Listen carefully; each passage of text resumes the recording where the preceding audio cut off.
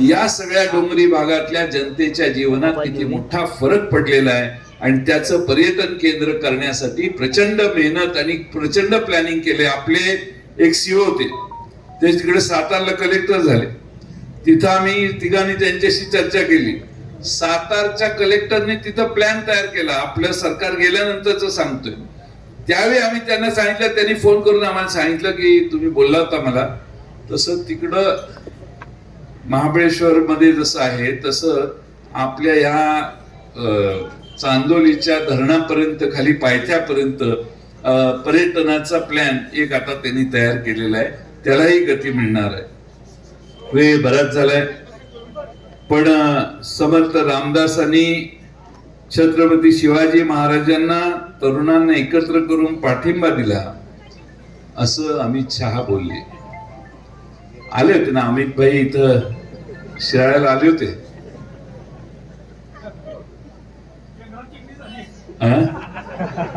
प्रचंड चेंगराचेंगरी झाली, अनेक जण घायल झाले, मांडवात माणसं टिकली नाही. त्यामुळं आम्ही घाबरून तिकडे गेलोच.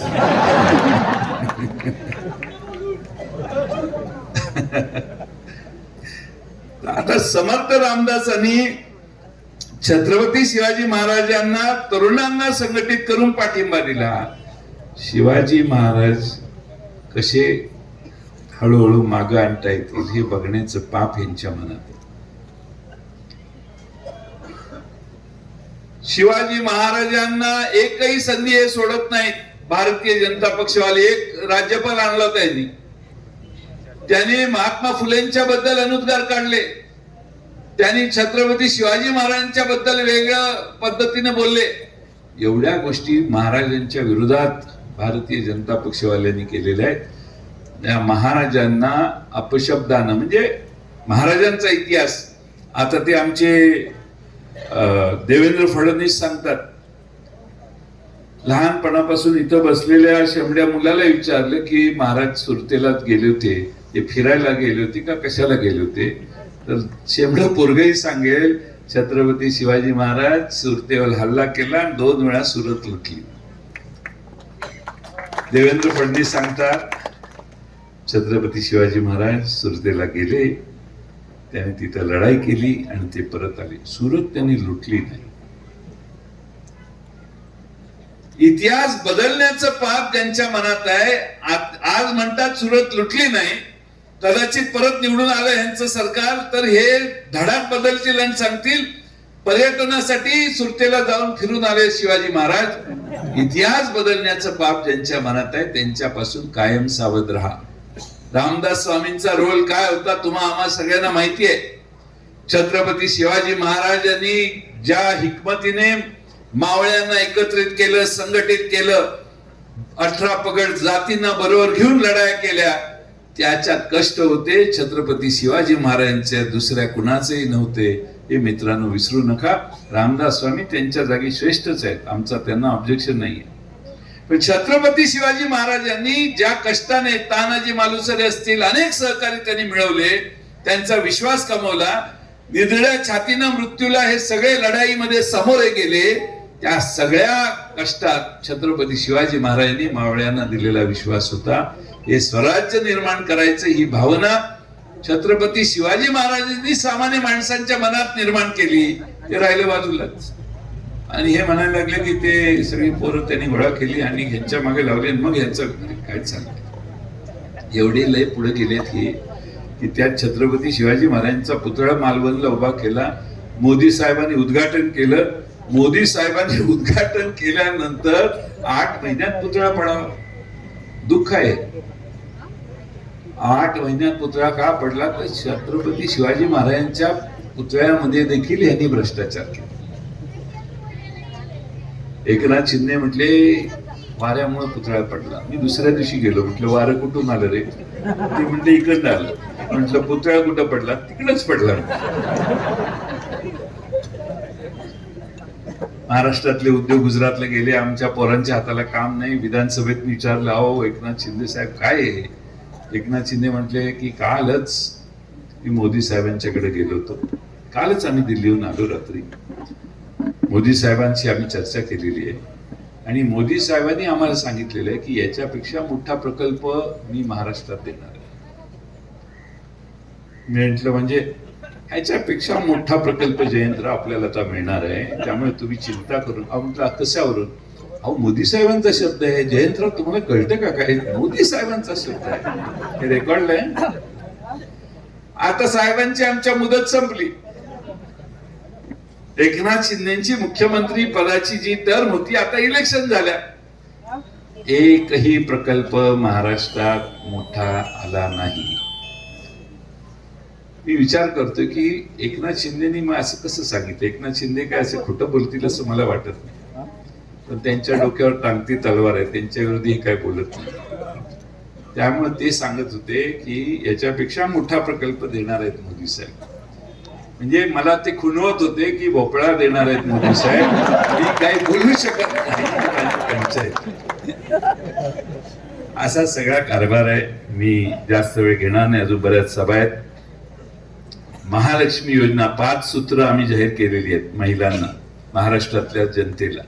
पंचसूत्री शरद पवार साहेब, राहुल गांधी साहेब आणि उद्धव ठाकरे साहेबांनी मुंबईमध्ये जाहीर केली. त्यातलं पहिलं सूत्र आहे, बाकीची सूत्र आहेतच, पण एक सूत्र आहे की तुम्हा महाराष्ट्रातल्या आमच्या भगिनींना महालक्ष्मी योजना चालू होईल आणि महालक्ष्मी योजनेच्या मार्फत दर महिन्याला गरीब महिलांना 3,000 रुपये देण्याची व्यवस्था आम्ही करणार आहोत. तुम्ही कुठेही गावाला जाताना पोराकडे पैसे मागायची गरज नाही, नवऱ्याकडे पैसे मागायची गरज नाही, वडिलांकडे पैसे मागायची गरज नाही. तर महाराष्ट्रातली एसटीचा तुमचा प्रवास मोफत करण्याची व्यवस्था महाराष्ट्रात. शेतकऱ्यांची कर्जमाफी. उद्धव ठाकरे पहिल्यांदा मुख्यमंत्री झाले, आम्ही 5 जणांनी सत्ता घेतल्या, त्यावेळी पहिला निर्णय आमच्या मंत्रिमंडळाने घेतला की महाराष्ट्रात शेतकऱ्यांना कर्जमाफी द्यायची. महाराष्ट्रात 28-29 हजार कोटी रुपये आम्ही खर्च केले आणि महाराष्ट्रात 2 लाखापर्यंत कर्जमाफी दिली. आता पुन्हा आपलं सरकार येईल, त्यावेळी आम्ही पंचसूत्रीतलं एक सूत्र आहे की आमचं सरकार आलं तर महाराष्ट्रामध्ये आम्ही पुन्हा शेतकऱ्यांना 3 लाखापर्यंत कर्जमाफी घेण्याचा निर्णय करतो. रेग्युलर भरणाऱ्यांचा आदर करण्यासाठी 50,000 रुपयाचं प्रोत्साहन अनुदान राहणारच आहे. युवकांना 4,000 रुपये बेरोजगार भत्ता देणारे. जातनिहाय जनगणना करून 50% आरक्षणाची मर्यादा हटवण्यासाठी आम्ही प्रयत्न करणार आहे. आणि जातनिहाय जनगणना केल्यावर लहान लहान ज्या जाती आहेत, छोटे लोकसंख्येची जे समाज आहेत, त्या सगळ्यांना न्याय देण्यासाठी, त्यांचा अर्थसंकल्पातला वाटा राहण्यासाठी योग्य, त्यांचा नोकरी करताना मिळणाऱ्या संधीत योग्य वाटा राहण्यासाठी आणि महाराष्ट्रातल्या प्रगतीत त्यांचा योग्य वाटा राहण्यासाठी जातनिहाय जनगणना गरजेची आहे. कर्नाटकने सुरू केलेली आहे, तेलंगणाने सुरू केलेली आहे, महाराष्ट्रात आपण करणार आहे. त्यामुळे जातनिहाय जनगणना या छोट्या महाराष्ट्रात इतक्या छोटे समाज राहतात लोकसंख्येने, त्या लोकसंख्येने कमी मोठे सगळ्यांची एकदा जनगणना झाली तर त्यांना न्याय देणं आपल्याला सोयीचं होणार आहे. आणि एक शेवटचा प्रश्न तुम्हाला विचारतो की मध्ये मोदी साहेबांनी लोकसभेच्या आधी एक कार्ड काढलेलं कार्ड, आणि कार्डावर त्यांनी सांगितलेलं की ही मोदींची गॅरंटी आहे की जर तुम्ही भारतात कुठेही 80 कोटी जनता त्यांनी अभिप्रेत केलेली, जर कुठेही देशात हॉस्पिटलला गेलं तर 5 लाखापर्यंतचं बिल त्यांचं माफ होईल. असं या मांडवात कोण आहे का की ज्यांनी 5 लाखापर्यंत बिल माफ करून आणलेलं आहे? मोदी साहेबांचं नाव सांगितलं आणि 5 लाखाचं बिल माफ झालं. ॲस्टर आधारला कोल्हापूरला हार्टचा अटॅक आला आणि तिकडे गेला आणि मोदी साहेबांचं कार्ड दाखवलं आणि तुम्हाला 5 लाख माफ झाले, असं कोण आहे का? ही मला वाटतं 47वी सभा असेल माझी की ज्यात हा प्रश्न विचारतो. आधी मी विचारायचो नाही, पण माझ्या लक्षात आला, मी विचारायला लागलो. महाराष्ट्रात एकाही माणसाने हात वर केला नाही. आमचं सरकार आल्यावर आम्ही आता ठरवलेलं आहे की महाराष्ट्रातल्या गरीब कुटुंबांना आमच्या आया बहिणी अंगावर रोग काढतात का, तर मुलाला नवीन नोकरी लागलेली असते, 10-15 हजार रुपये पगार असतो, त्यात आपले 4-5 हजार रुपयाचं बिल डॉक्टरचं झालं तर कुठं जायचं. म्हणून अंगावर महिला अनेक रोग काढतात, दुर्धर होतो आणि संकट वाढतं. शरीराने अनेक प्रश्न घरातल्या प्रत्येकाला असतात. एका घरात 5 मेंबर असतील.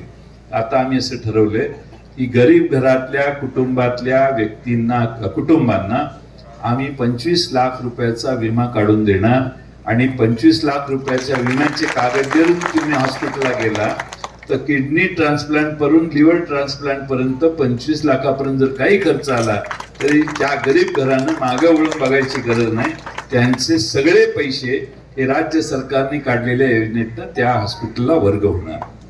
आणि म्हणून आपल्या सगळ्यांना माझी विनंती आहे की आपण सगळ्यांनी उद्याच्या निवडणुकीत आपल्या सगळ्यांच्या प्रगतीसाठी, मग दिवसा वीज देणं हाही मुद्दा आमच्या जाहीरनाम्यात आहे, 12 तास वीज दिवसा देण्याची व्यवस्था आम्ही करणार आहोत.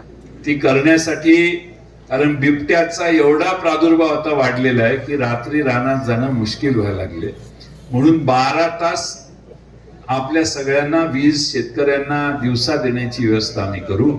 आणि दुसऱ्या बाजूनं पानंदीचे रस्ते करण्यासाठी विशेष निधी आम्ही देणार आहोत, ज्याच्यामुळं विशेष बजेटमध्ये प्रोव्हिजन करून महाराष्ट्रातल्या शेतकऱ्यांचे, ग्रामीण भागातले शेतीत जाणारे रस्ते दुरुस्त करण्याचं काम आम्ही करू. आज म्हणून माझी आपणा सगळ्यांना विनंती आहे, माझं संपलेलं नाही, शेवटचा माझा टोपीवाल्यानं माग जरा 2 मिनिटं अजून मेन पॉइंट राहिलेला आहे. घरी गेल्यावर तुम्हाला एक काम माझं करायचंय, मग जावा. मानसिंगराव नाईक यांच्यासारखा एक कष्ट करून आपल्या मतदारसंघात जास्तीत जास्त निधी आणणारा, विकास आणणारा हा नेता आपण सगळ्यांनी जपा. बाकीचे बरेच येतील, त्यांना पाहिलं तर वेगळ्या ठिकाणी आपल्याला संधी देता येईल, पण विधानसभेत मात्र एकच भाऊ, मानसिंग भाऊ. मग अशी घोषणा केली. आता जाताना माझी आपणाला विनंती आहे, तुतारी वाजवणारा माणूस हे आमचं चिन्ह आहे.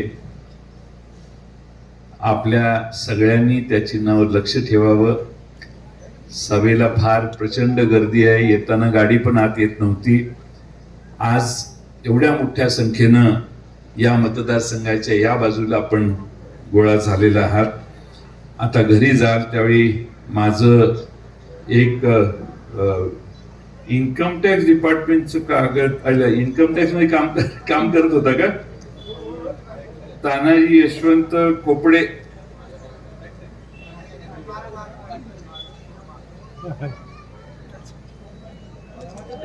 हे तुम्ही तर दमच दिलाय मला. इन्कम टॅक्स मध्ये काम करत होता असं पुढच्या बाजूला आहे आणि मागा निरोप दिलेला आहे. बोलतो बसा.